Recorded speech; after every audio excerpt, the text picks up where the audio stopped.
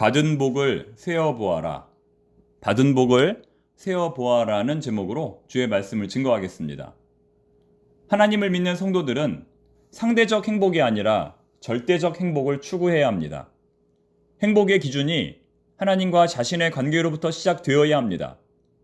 기도했기 때문에 복을 받는 것도 아니고 봉사를 했기 때문에 상을 얻는 것도 아닙니다. 기도 그 자체가 은혜이고 봉사 그 자체가 은총입니다. 만약 남보다 더 나은 삶을 살고 있다는 데서 만족감이 든다면 경계해야 합니다. 남보다 내가 가진 것이 더 많다는 이유로 안도감이 드는 것도 마찬가지입니다. 그럴 때마다 정신을 가다듬고 타인과 비교해서 얻는 행복은 허상이라는 것을 다시 한번 깨달아야 합니다. 그런 의미에서 찬송가 429장의 가사는 항상 우리 마음속에 새겨야 할 귀한 고백입니다. 세상 모든 풍파 너를 흔들어 약한 마음 낙심하게 될 때에 내려주신 주의 복을 세어라. 주의 크신 복을 내가 알리라. 받은 복을 세어보아라. 크신 복을 내가 알리라. 받은 복을 세어보아라. 주의 크신 복을 내가 알리라. 현재 내가 주 안에서 누리고 있는 복이 얼마나 큰 은혜인지를 알아야 어떠한 고난이 와도 흔들리지 않는다는 것입니다. 현재 내가 주 안에서 누리고 있는 복이 얼마나 큰 은혜인지를 알아야 어떠한 고난이 와도 두려움 없이 하나님을 찬송하게 되고 염려 없이 앞만 보고 나아갈 수 있다는 것입니다. 그런 의미에서 오늘 본문은 현재 우리가 있는 곳은 천상의 도시 예루살렘이고 다시 유대교로 되돌아가는 것은 어두움이 지배하는 땅의 세계라고 말합니다. 즉, 이미 우리는 목적지에 도달했다는 것입니다. 하나님이 계신 천국에 올라왔다는 것입니다. 그런데 여기서 다시 유대교로 돌아가게 되면 그것은 처음부터 다시 시작하는 것이며 구약의 율법이 지배하는 죽음과 고통의 세계로 회귀하는 것이라고 말하는 것입니다. 본문 18절부터 21절까지는 그 시내산, 그 옛 언약이 지배했던 시내산의 무서운 광경을 표현하고 있습니다. 제가 이 말씀을 세번역 성경으로 읽어보겠습니다. 여러분이 나아가서 이른 곳은 시내산 같은 곳이 아닙니다. 곧 만져볼 수 있고 불이 타오르고 흑암과 침침함이 뒤덮고 폭풍이 일고 나팔이 울리고 무서운 말소리가 들리는 그러한 곳이 아닙니다.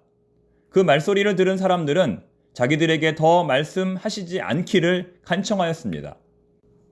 비록 짐승이라도 그 산에 닿으면 돌로 쳐 죽여야 한다 하신 명령을 그들이 견뎌내지 못했기 때문입니다.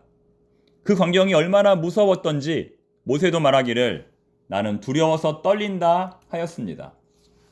이와 같이 과거 이스라엘 백성들이 하나님과 만났던 시내산은 하나님의 위엄과 두려움으로 가득한 공포의 산이었습니다. 죄를 가진 인간으로서는 접근할 수 없는 세계였고 그래서 심지어는 하나님의 사람 모세도 심히 두려워했던 장소였습니다. 그러나 반면에 지금 예수님을 통하여 우리가 올라가게 된 산은 이러한 시내산과는 완전히 다릅니다. 본문 22절부터 24절에 기록된 산은 시내산이 아니라 시온산입니다. 시온산은 공포와 두려움의 산이 아니라 은혜와 기쁨의 산입니다. 22절부터 24절 말씀을 세번역 성경으로 읽어보겠습니다. 그러나 여러분이 나아가서 이른 곳은 시온산, 곧 살아계신 하나님의 도성인 하늘의 예루살렘입니다. 여러분은 축하 행사에 모인 수많은 천사들과 하늘에 등록된 장자들의 집회와 만민의 심판자이신 하나님과 완전하게 된 의인의 영들과 새 언약의 중재자이신 예수와 그가 뿌리신 피 앞에 나아왔습니다.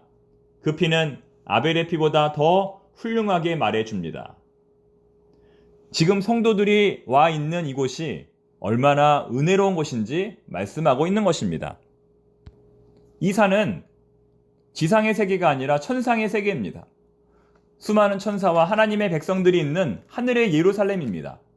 이와 같이 신약의 성도들은 단번에 십자가에서 온전하고 완벽한 제사를 드린 예수 그리스도로 말미암아 하늘의 지성소로 담대히 나아갈 수 있게 된 것입니다.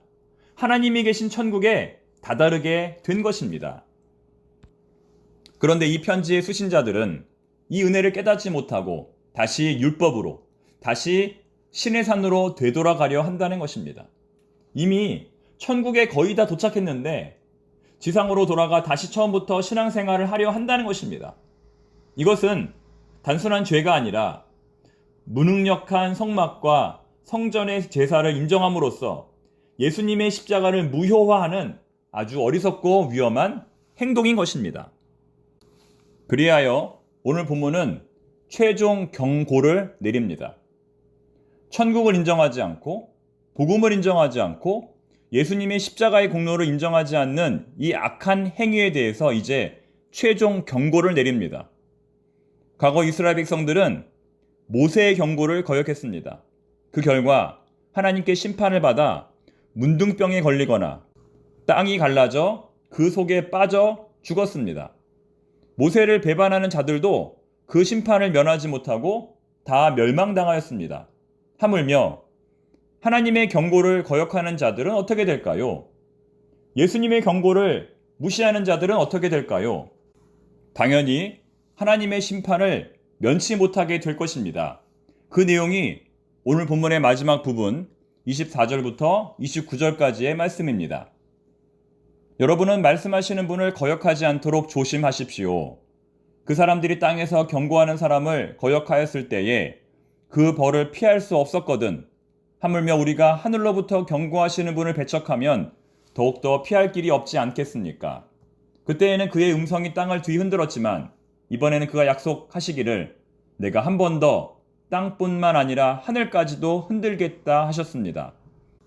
이 한 번만 더라는 말은 흔들리는 것들, 곧 피조물들을 없애버리는 것을 뜻합니다. 그렇게 하는 것은 흔들리지 않는 것들이 남아있게 하시려는 것입니다. 그러므로 우리는 흔들리지 않는 나라를 받으니 감사를 드립시다. 그리하여 경건함과 두려움으로 하나님이 기뻐하시도록 그를 섬깁시다. 우리 하나님은 태워 없애시는 불이십니다. 이제 말씀을 맺겠습니다. 어제와 오늘 본문에는 믿음의 반면교사가 되는 에서의 예가 등장합니다.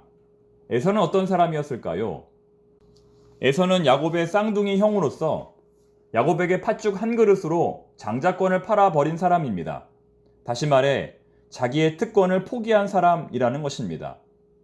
히브리서 기자는 기독교에서 유대교로 다시 넘어가게 되면 하나님을 배반하는 것이라고 말합니다.